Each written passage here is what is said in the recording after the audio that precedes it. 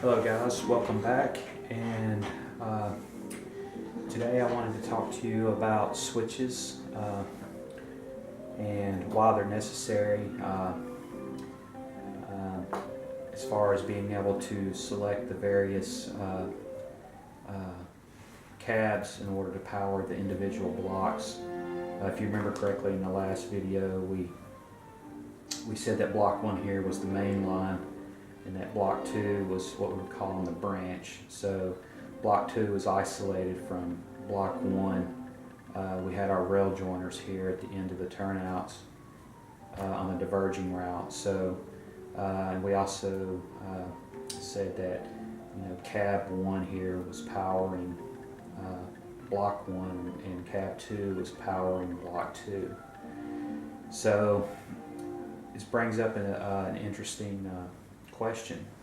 What if I want cab 1 to power block 2 and cab 2 to power block 1? So that's where the concept of a switch comes in.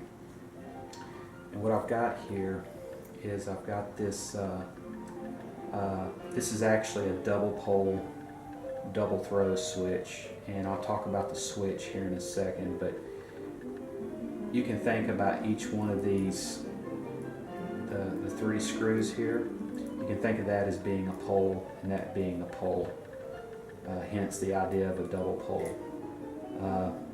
A single pole switch, just with the 3 screws like that, as long as it's a double throw, it would also work. So I won't even use one of these poles here. I'll just use one side of the switch, one pole. So it's your on-off switch, on, off, on. So what we're going to do is we're going to say, okay, up position will send the power from cab 1 to, say, block 1, and off, middle position, there's no power going to block 1, and then in the down position, actually I had it, there it goes, in the down position, cab 2 will be sending block 1 power. And obviously for each block you're going to need at least one of these switches. So in our simple scenario here, I would need 2 switches in order to power blocks 1 and 2 with either cab 1 or cab 2. So the way we do that, if you remember in the last diagram here, we said this was cab 1. These are the power leads for cab 1, and these were the power leads for cab 2. And we had our positive run into the outside rail for the main line, and the negative or the common, the negative run into the common rail, the inside rail, and pretty much the same thing for the branch line here, positive and negative or common rail. And so what we would need to do is we would need to drop one of these in line for both of these. And so what I mean by that is, if you can kind of picture, let's see if I can draw this out for you. I'm going to put on the back of my controller, both of the connectors are on one side. That's why I have it drawn like that. But just for clarity's sake, I'll just come right off cab 1. We'll say these are the power leads for cab 1. So there's our positive, and here's our positive for cab 2. Right, and we use blue here for negative again. So here's our negative coming off of cab 1, and our negative for cab 2. So somewhere in here we need to drop this switch in line.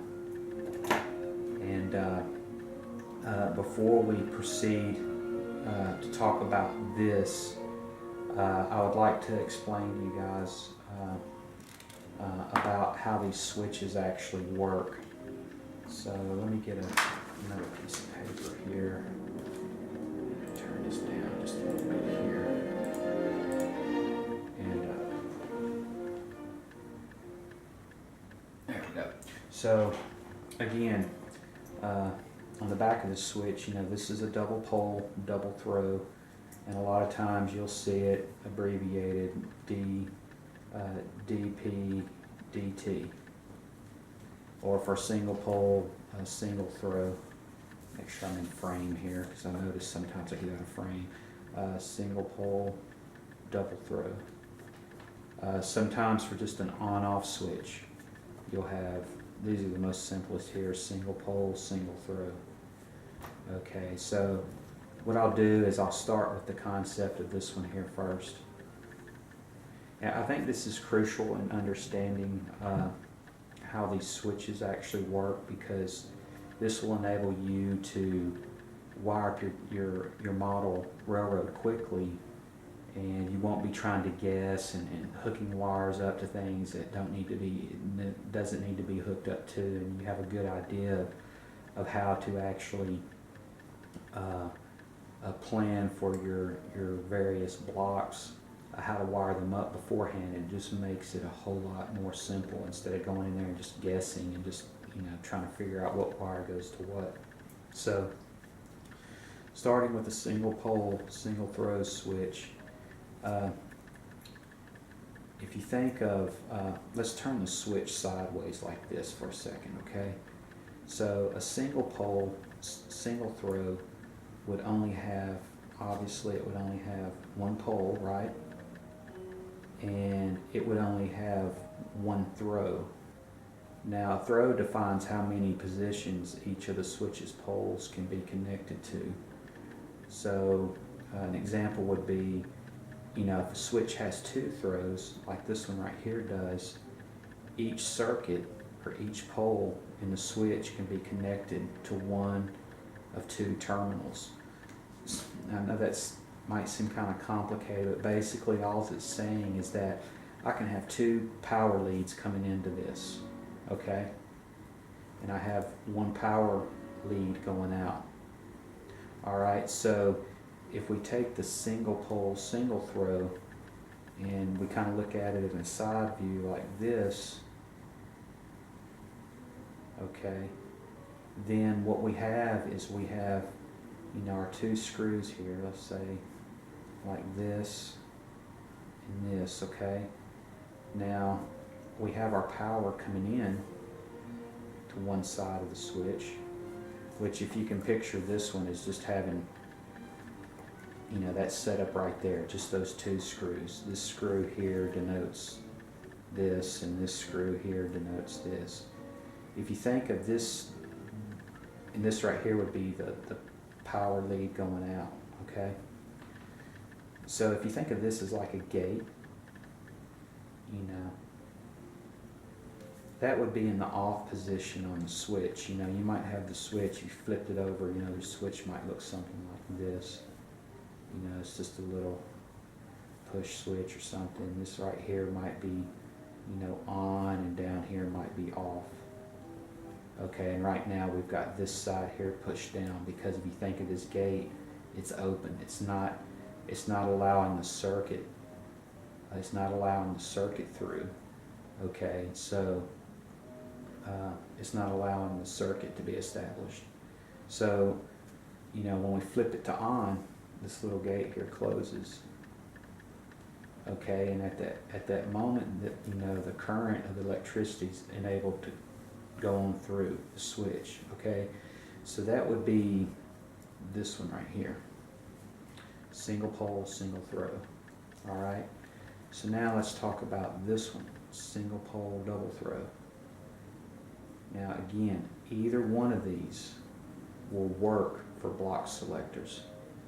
Okay, so if you find some of these online that are cheaper than these, go for them. You know, another thing is, like this one right here, this is actually a, see if I can read it, it's a 15 amp 125 volt AC. So that's the specs for this particular switch. Now we're wiring things up DC, right? Direct current. And this is an AC, alternating current switch. But the thing is that this will work with a DC as long as the amperage is correct. because what happens is the DC it's a direct current, it's a constant current, whereas AC oscillates, and your contacts with DC current are they're going to get a little hotter. So you just want to make sure that the switch holds up. So like I said, this is an AC switch here, and it's a 15 amp, 125 volt AC. Okay, that's the spec for this particular switch. Now, a good rule of thumb is the amperage is pretty much going to stay the same if you use this for DC. But if you take 25% of 125, that's roughly works out to be about a 30 volt DC. This switch can handle 30 volts of direct current with 15 amps, 415 amps I should say. So something like this would work. You know, it doesn't have to be specifically a DC toggle switch. If you can find a DC, I encourage you to go ahead and get that, because that's what that switch is designed for. But you know, if you find some that are AC, like I did here, I got these off of eBay for pretty cheap, and you know, they're gonna be just fine with the amount of direct current that I'm going to be pushing through these. So right now, let's look at a single pole double throw. So if we look at our little switch here on the back again, you know, it's going to be like that.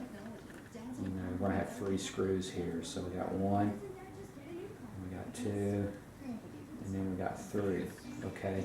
So now what we have is we actually have, if you remember here, we had our in and out. And by the way, this is going to be this is the positive wire coming in, or the red wire. Okay, that'll be the case in all these. So the reason you need the double throw is because, like I said earlier, it allows for you to control. It allows the pole to be switched to 2 different circuits. So if we remember correctly, you know, we have two different power circuits coming in. We have cab 1 and cab 2. So let's just say we wire the power, or the positive coming in here. This will be cab 1 positive, and then let's say this one here will be cab 2 positive. Okay, and then this will be out. All right. Again, it's just like the little gate thing here. You know, you've got a little gate here, and you've got a little gate here. Okay, so when that's in the middle position, so that's off, so neither gate is making contact with this center point right here. Okay, if we flick it here on position this way, this gate on this side shuts. Okay, and then the power is able to go through. All right, if we flick it to the other side, this gate opens up and this gate shuts, and then the power is able to go through like this. Okay, so that's what helps to differentiate between your cabs, and that's why you need a double throw switch. Now, like I said, you can use a double pole, double throw. A double pole switch would look like this, and this is what kind of switch this is. So as you can see, I've actually got a total of 6 screws there on the back. Well, I'm not even going to use 3 of these, so I can just mark those out. So that just leaves me these 3 here, and it's the same thing here. You know, cab 1 positive will be coming in. Cab 2's positive will be coming in. Okay, and then this will be the out.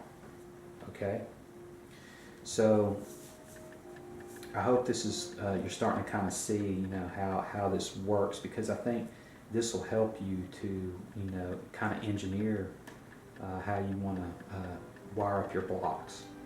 Okay, so with this under our belts now, we can kind of revisit this idea right here. So the ideal way to do this is to use terminal strips, and I've got some here that I've already started wiring up. The green will be for cab 1 and the yellow for cab 2, and then I've got these blues here, and these will be my negative wire coming in, which will be wired as to the common rail. All these connector strips do is, as you can see, I've got these little jumpers wired up here. So if I bring power in right here, say I bring the red wire in for cab 1 and connect it to this wire here, every one of these slots is going to have power to it. So what I can do is I can jump across here and run a wire out into one of these switches, just like we showed back here, cab 1 into one of these switches. So this will be, say, switch 1. This will be switch 2. So do the same thing, bring the power in from cab 1 and feed that, push that power out to switch 2, 3, switch 3, 4, 5, 6, continue if you will. I've got, like I said, I have 15 blocks, so I've got each of these terminal strips is 12 slots, so I'm going to have to wire up a couple more of these. The same thing with the negative wire coming in off of cab 1 and cab 2. So probably what I'll do there is I'll actually take these and, I don't know, probably take a suitcase connector and connect them together, and then I'll run this out and connect this to this wire right here. Okay, and then that gives me the ability to go negative, negative, negative, negative, negative to all these various blocks. So I'll just draw the terminal strip in here, just kind of give you an idea. Now there is one more thing we're going to drop in line to reverse the polarity, and that's these little slide switches here, which these are, as you can see, they're double pole, double throw, and we're not going to talk about that in this video. That'll be in the next video. So I encourage you to watch this one and make sure you understand this one, and then you'll be able to understand this a little better when we get to it. So what we would need to do is take one of these terminal strips here. So remember, our green is cab 1. Let's see if I have a green pin there. I do. I don't know if yellow is going to show up. It's not really yellow. It's close enough, I guess. Okay, so this will be cab 1. This is the terminal strip for cab 1, okay? And this will be the terminal strip for cab. It's not really yellow at all. Oh well, we'll go with it. This will be the terminal strip for cab 2. This one right here. So what we're going to do is we're going to bring our positive wire in here. We're going to bring it into, just take that out. We're going to bring it into this terminal strip here. Okay, and then this one right here, we're going to bring it in to this one.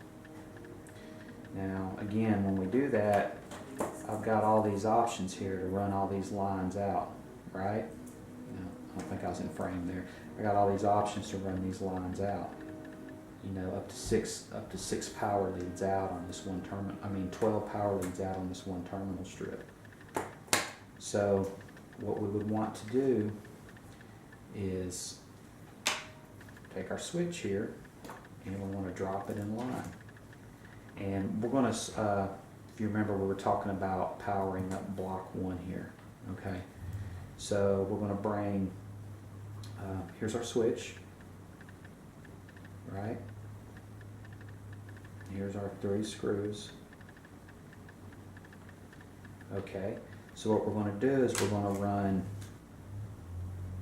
again, coming off of one of these line out. Let's just take the first slot here. You know, we're going to wire, I'm coming off of this screw right here, this wire right here. This wire right here is going to go say to here, okay? And then this one